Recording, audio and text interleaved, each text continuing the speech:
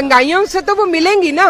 मैं भी गांधी हूँ, मैं भी गांधी परिवार से हूँ, लेकिन मेरे जो विचार है मैम, मैं भारत माता की बच्ची हूँ।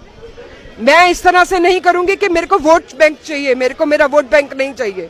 मुझे प्रियंका चोपड़ा वाली राजनीति, प्रियंका गांधी वाली राजनीति नहीं चाहिए। मैम अभी जैसे कि कांग्रेस के नेता अधीर रंजन चौधरी वो इतना विवादित बयान देते हैं और वो ये बोलते हैं, वो पीएम नरेंद्र मोदी की तुलना जिन्ना से करते थे, इस बात पे क्या कहना चाहते हैं? मैम जिन्ना से पीएम मोदी की तुलना करना मेरे लिए एक मतलब ये बात करने लायक ही नहीं है। कहाँ जिन्ना है और कहाँ पीएम मोदी है। मोदी आया तो हमें लगा हमारा देश बच गया।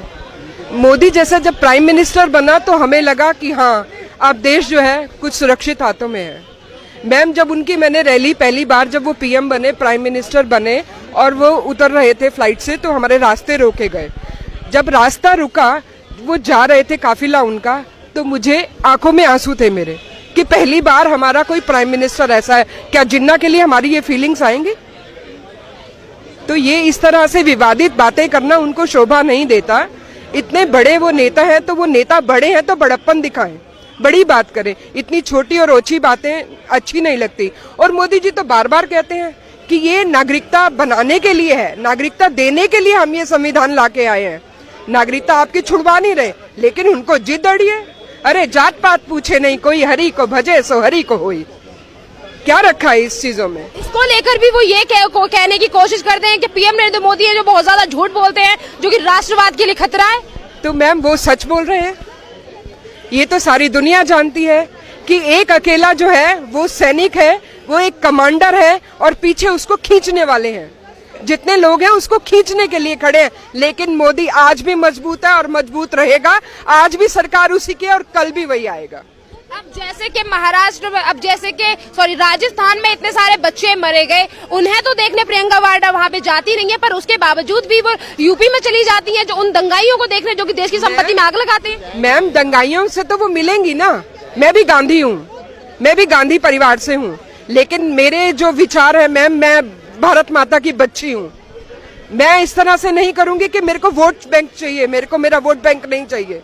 मुझे प्रियंका चोपड़ा वाली राजनीति, प्रियंका गांधी वाली राजनीति नहीं चाहिए है। वहां से इनको वोट बैंक मिलना है। एक मिनट में क्या बोलती हैं, दूसरे मिनट में क्या बयान देती हैं, सबको मालूम है मैम। ऐसे ही जैसे वो जब वहाँ पे यूपी में जाती हैं तो वहाँ पे इस तरह का झूठ बोलती हैं कि उसने सीपीआरएफ की टीम ने उन्हें गिराने की कोशिश की, अर्चना सिंह ने। थोड़ी देर बाद ही वो बोलती है नहीं नहीं मेरे से गलती से, मैं तो मजाक है। आप इतनी सीनियर नेता हैं, ऐसे इस तरह से भद्दे मजाक करती हैं आप? एक जवान के लिए आप इस तरह से बात बोल सकते हैं? तो मैम आप खुद समझिए, आप भी समझदार हैं, मैं भी समझदार हूँ, आप भी पढ़ी लिखी है, मैं भी पढ़ी लिखी हूँ, तो हमें सब समझ में आता है कि नाव कहाँ जा रही है। जो इस तरह का बयान देती है प्रियंका वाड्रा, उसके बाद सीएपीएफ भी ट्वीट करती है और ये बोलती है कि इससे पहले भी प्रियंका वाड्रा कई बार प्रोटोकॉल तोड़ चुकी है। तो प्रोटोकॉल तोड़ना उनका तो नियम है ना मैम, खानदानी है वो खानदानी है ना, तो वो तो नेता है, तो उनके लिए सब कुछ माफ है। और इसके लिए हेलमेट भी, बिना हेलमेट के भी गाड़ी पे जाएंगी, स्कूटर पे जाएंगी, तो उनके लिए माफ है मैम। तो मैम मतलब जैसे कि जहाँ पे जो उत्तर प्रदेश जाती है तो स्कूटी पे वो बिना हेलमेट के, और इवन जो उनके मंत्री होते हैं वो भी बिना हेलमेट के होते हैं, तो वो क्या लगता है कि इनके लिए कानून नहीं बनाया गया, कानून जनता के लिए बनाया गया क्या? बिल्कुल मैम, देखिए ना, वो अगर हम आज डिसिप्लिन मेंटेन करके चलते हैं तभी हम आगे वाले को सिखाएंगे ना कि देखो मैंने हेलमेट पहना, आप भी पहनिए। जब हम ही बिना हेलमेट के घूमेंगे तो मैं आपको क्या आगे आके सलाह दूंगी? है कि नहीं है मैम मानने की बात? और इससे पहले भी अभी प्रियंका वाड्रा रात के टाइम मंत्र पोस्ट करती हैं। मंत्र भी मैम कैसे पोस्ट किए ना? अगर इतनी आप सच्ची हिंदू हैं तो मंत्र सच्चे बोलिए, गायत्री मंत्र ही बोल के दिखा दीजिए आप हमें, हैं? आप कुरान की बात तो छोड़ दीजिए, आपको ना कुरान आता है ना हिंदुत्व आता है, आपको ना गीता का एक पाठ आता है करना, ना आपको हनुमान चालीसा आती है, तो आप कैसे हिंदू हैं? आपको मुसलमान का कुरान का एक आप मेरे को आयत पढ़ के दिखा दीजिए, तो आप हिंदुस्तान में आप रहती हैं, आपको ना तो कुरान का पता है, ना गीता का पता है, ना आपको हनुमान चालीसा का पता है, तो किस चीज का इनको मालूम है? मैम जैसे कि अभी यूपी में अब जो दंगा फसाद हो रहे थे, सरकार की प्रॉपर्टी में आग लगाई जा रही थी, तो उसके लिए पीएम वहाँ के जो सीएम है योगी आदित्यनाथ, उन्होंने कहा कि जो भी देश की संपत्ति में आग लगाएगा उसकी संपत्ति जब्त कर ली जाएगी, उसे बकाया किया जाएगा। तो उसको लेकर भी प्रियंका वाड्रा कहती है कि ये बदले की भावना है, ये सही नियम नहीं है। क्यों मैम? जो हमारे देश की चीज को तोड़ेगा ना उसको तोड़ दिया जाएगा। किस खुशी में? उनकी प्रॉपर्टी है जो वो जलाएंगे या तोड़ेंगे, वो मेरे देश की प्रॉपर्टी है। भरा नहीं वो भावों से बहती जिसमें रसदार नहीं, हृदय नहीं वो पत्थर है जिसमें सब देश का प्यार नहीं।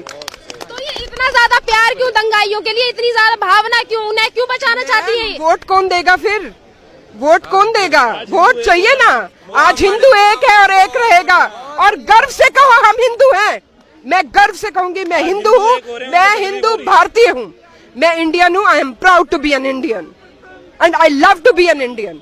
मैम, जैसे कि अभी सेना प्रमुख विपिन रावत को सीडीएस बनाया जाता है, तो उसको लेकर भी कांग्रेस के नेता मनीष तिवारी कहते हैं कि ये सरकार ने सही फैसला नहीं लिया। क्यों मैम? अब सेना प्रमुख भी गलत है।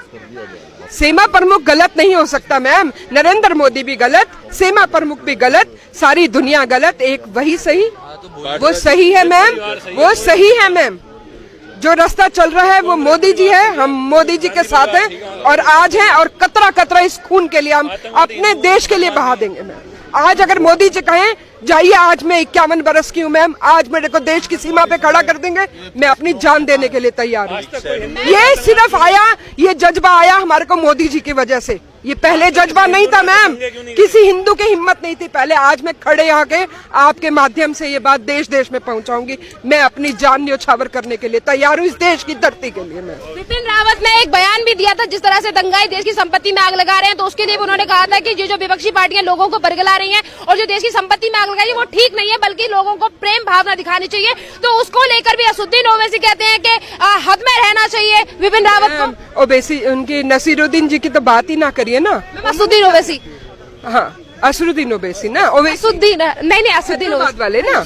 हाँ हाँ, तो ओवैसी जी का तो देखिए ना मैम, आप इतने बड़े लीडर हैं, आप चाहे तो आपको मालूम है मोदी जी क्या कर रहे हैं, आपको मालूम है वो एकजुटता के लिए काम कर रहे हैं, आपको मालूम है वो देश को बचाने के लिए काम कर रहे हैं।